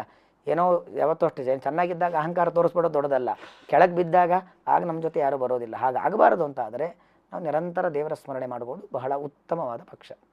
ತುಂಬ ಅದ್ಭುತವಾಗಿ ತಿಳಿಸ್ಕೊಟ್ರಿ ವಿಶ್ವಾಸಾಚಾರ್ಯರೇ. ಅಂದರೆ ಆ ಯಂಗ್ಸ್ಟರ್ಸ್ಗೆ ಏನಾಗುತ್ತೆ, ಒಂದ್ಸರಿ ನಾನೊಂದು 15-18 ವರ್ಷ 20-25 ವರ್ಷದಲ್ಲಿ ಅದೊಂಥರ ನಾನು ಹೇಳಿದ್ದೇ ಸರಿ ಅಂದರೆ ನನಗಿನ್ನೂ ಪ್ರಪಂಚ ಅರ್ಥ ಆಗಿರಲ್ಲ. ಅವಾಗ ಏನು ಅನಿಸುತ್ತೆ ನನಗೆ, ಇದೆಲ್ಲ ಅಂದರೆ ಇನ್ಫ್ಲೂಯೆನ್ಸು ಇದೆ. ಸೊ ಇವತ್ತು ಸಮಾಜದಲ್ಲಿ ಬೇಕಾದಷ್ಟು ಬೇರೆ ಬೇರೆ ಥರದ ಯೋಚನಾ ಲಹರಿ, ಅಂದರೆ ನಾನೇ ಇಂಡಿಪೆಂಡೆಂಟು ಅಂತ ಅದೊಂದು ಯೂತಲ್ಲಿ ನಮಗೊಂದು ಅದು ಬಂದಿರುತ್ತೆ. ಸ್ವಲ್ಪ ಒಂದು 40-45 ಆಗಿ ಎಲ್ಲ ಥರ ಜೀವನದಲ್ಲಿ ಕಷ್ಟಗಳನ್ನು ಅನುಭವಿಸಿದಾಗ ನನ್ನ ಕೈಲಿ ಏನಿಲ್ಲ ಅಂತ ಗೊತ್ತಾಗುತ್ತೆ. ಅದೇ ಮುಂಚೆನೆ ಗೊತ್ತಾದ್ರೆ, ಈಗ ತಾವು ಹೇಳಿದ್ರೆ ಎಷ್ಟು ಇಂಪಾರ್ಟೆಂಟು ಆಗ ಭಗವಂತ ನಮಗೆ ಎಷ್ಟು ಉಪಕಾರ ಮಾಡ್ತಾ ಇದ್ದಾನೆ ಅಂತ, ಅದು ಸ್ವಲ್ಪ ಮುಂಚೆನೆ ಗೊತ್ತಾದ್ರೆ ಇನ್ನೊಂದು 20 ವರ್ಷ ನಮ್ಮ ಸಾಧನೆ ಆಗುತ್ತೆ.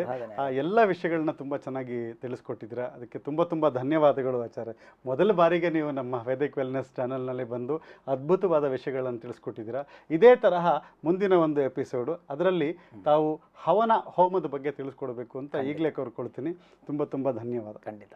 ತಾವು ಇದರ ಮೂಲಕ ಬಹಳ ಉತ್ತಮ ಕೆಲಸ, ಸಮಾಜಕ್ಕೆ ಒಳ್ಳೆ ಸಂದೇಶವನ್ನು ಕೊಡ್ತಾ ಇದ್ದಾರೆ. ಯಾಕಂದರೆ ಇಷ್ಟು ವಿಚಾರಗಳನ್ನು ಜನ ಕೂತು ಓದಿ ತಿಳ್ಕೊಳ್ಳಿಕ್ಕೆ ಕಷ್ಟ. ಆದರೆ ಈ ಮೂಲಕವಾಗಿ ನೀವು ಬೇರೆ ಬೇರೆ ಸಂಪನ್ಮೂಲಗಳನ್ನು ಕರೆದು ಇಲ್ಲಿ ತಂದು ಕೂರಿಸಿ ಆ ಮೂಲಕ ಸಂದೇಶವನ್ನು ಹಂಚ್ತಾ ಇದ್ದಾರೆ. ದೊಡ್ಡ ಮಹಾಸಾಧನೆ. ಇದೇ ಒಂದು ದೇವರ ಪೂಜೆ. ಆದರೆ ನಾನು ಬರೀ ಪ್ರಶ್ನೆ ಕೇಳೋಣ, ಆದರೆ ನಿಮ್ಮಂಥವ್ರು ವಿದ್ವಾಂಸರು ಅದಕ್ಕೆ ಜೀವ ತುಂಬಿ ಜನಗಳಿಗೆ ಆ ಒಂದು ಮಾರ್ಗದರ್ಶನ ಮಾಡಿ. ಯೋಜಕ ಸ್ತತ್ರ ದುರ್ಲಭ ಅಂತ ದೊಡ್ಡ ಯೋಜಕರಾಗಿದ್ದೀರಾ. ದೇವರ ಅನುಗ್ರಹ ನಿರಂತರವಾಗಿರಲಿ. ವೀಕ್ಷಕರೇ, ನೋಡಿದ್ರಿ ಪೂಜೆ ನಾವು ಯಾಕೆ ಮಾಡಬೇಕು ಅನ್ನೋ ವಿಷಯದ ಬಗ್ಗೆ ಆಚಾರ್ಯರು ಚೆನ್ನಾಗಿ ತಿಳಿಸ್ಕೊಟ್ರು. ಯಾಕೆಂದರೆ ನಾವು ಆ ಭಗವಂತನಿಗೆ ತೋರಿಸೋ ಕೃತಜ್ಞತೆ, ನಾವು ಪ್ರಾಣಯಜ್ಞ ಅಂತ ಆ ಒಂದು 24 ನಿಮಿಷದ ಪ್ರಕ್ರಿಯೆನ ಮಾಡಿದ್ದೀವಿ. 10 ನಿಮಿಷದಲ್ಲಿ ಕೂಡ ಇದೆ. ಆ ಯಜ್ಞ ಅಂದಾಗಲೇ ಪೂಜೆ ಅಂತ ಹೇಳ್ತೀವಿ. ಪೂಜೆ ಅಂದರೆ ಏನಿಲ್ಲ, ನೀನು ನನಗೆ ಇಷ್ಟೆಲ್ಲ ಕೊಟ್ಟಿದ್ದಕ್ಕೆ ಒಂದು ಥ್ಯಾಂಕ್ಸ್ ಹೇಳೋದು. ಥ್ಯಾಂಕ್ಸ್ ಹೇಳೋದನ್ನೇ ಪೂಜೆ ಅಂತ ತುಂಬ ಅದ್ಭುತವಾಗಿ ಆಚಾರ್ಯ ತಿಳಿಸ್ಕೊಟ್ಟಿದ್ದಾರೆ. ನಾವೆಲ್ಲರೂ ಪೂಜೆ ಮಾಡೋಣ. ನಮ್ಮ ಎಲ್ಲ ಮನೆಯಲ್ಲಿರೋ ಮಕ್ಕಳಿಗೆ ಈ ಒಂದು ವಿಡಿಯೋನ ಶೇರ್ ಮಾಡೋಣ. ಅವರಿಗೆ ಇದರ ಮಹತ್ವ ತಿಳ್ಕೊಳ್ಳಿ. ಜೊತೆಗೆ ಆ ಪೂಜೆ ಮಾಡಿದಾಗ ನಿಷ್ಕಲ್ಮಶವಾದ ಮನಸ್ಸಿನಿಂದ, ಭಕ್ತಿ ಭಾವದಿಂದ ಆ ಭಗವಂತನ ಒಂದೇ ನಿಮಿಷ ನೆನೆದ್ರೂ ಸಾಕು, ಅದು ಅವನ ಸ್ವೀಕಾರ ಮಾಡ್ತಾನೆ ಅನ್ನೋ ವಿಷಯನ ಆಚಾರ್ಯ ಹೇಳಿದ್ರು. ಹಾಗಾಗಿ ಇದೇ ಥರ ಮತ್ತೆ ಇನ್ನೊಂದು ಎಪಿಸೋಡ್ನಲ್ಲಿ ನಾನು ಆಚಾರ್ಯನ ಮಾತಾಡಿಸ್ತೀನಿ ಹವನದ ಬಗ್ಗೆ. ಅಲ್ಲಿವರೆಗೂ ನಮ್ಮನ್ನು ಸಪೋರ್ಟ್ ಮಾಡ್ತಾ ಇರಿ. ಇದೇ ತರಹ ನಮ್ಮ ಸನಾತನ ಧರ್ಮವನ್ನು ನಾವೆಲ್ಲನೂ ತಿಳ್ಕೊಂಡು ಜೀವನನ ಸಾರ್ಥಕಪಡಿಸ್ಕೊಳ್ಳೋಣ. ನಮಸ್ಕಾರ. ಹರಿ ಓಂ.